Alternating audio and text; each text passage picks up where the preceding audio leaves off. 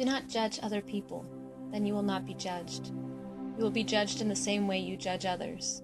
You will be measured in the same way you measure others.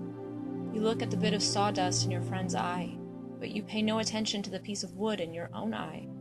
How can you say to your friend, "Let me take the bit of sawdust out of your eye"? How can you say this while there is still a piece of wood in your own eye? You pretender! First take the piece of wood out of your own eye. Then you will be able to see clearly to take the bit of sawdust out of your friend's eye. Do not give holy things to dogs. Do not throw your pearls to pigs. If you do, they might walk all over them. They might turn around and tear you to pieces. Ask and it will be given to you. Search and you will find. Knock and the door will be opened to you. Everyone who asks will receive. The one who searches will find. The door will be opened to the one who knocks. Suppose your son asks for bread. Which of you will give him a stone? Or suppose he asks for a fish.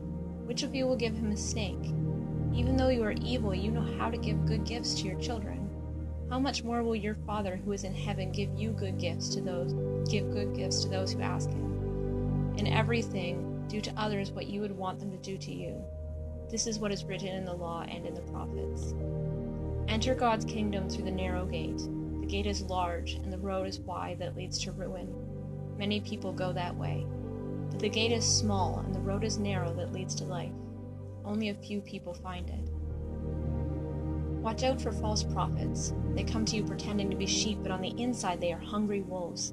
You can tell each tree by its fruit. Do people pick grapes from bushes? Do they pick figs from thorns?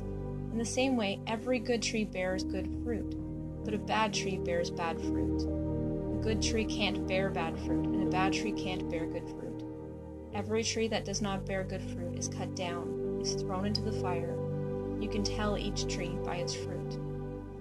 Not everyone who says to me, "Lord, Lord," will enter the kingdom of heaven.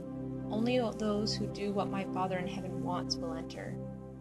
Many will say to me on that day, "Lord, Lord, didn't we prophesy in your name? Didn't we drive out demons in your name? Didn't we do many miracles in your name?"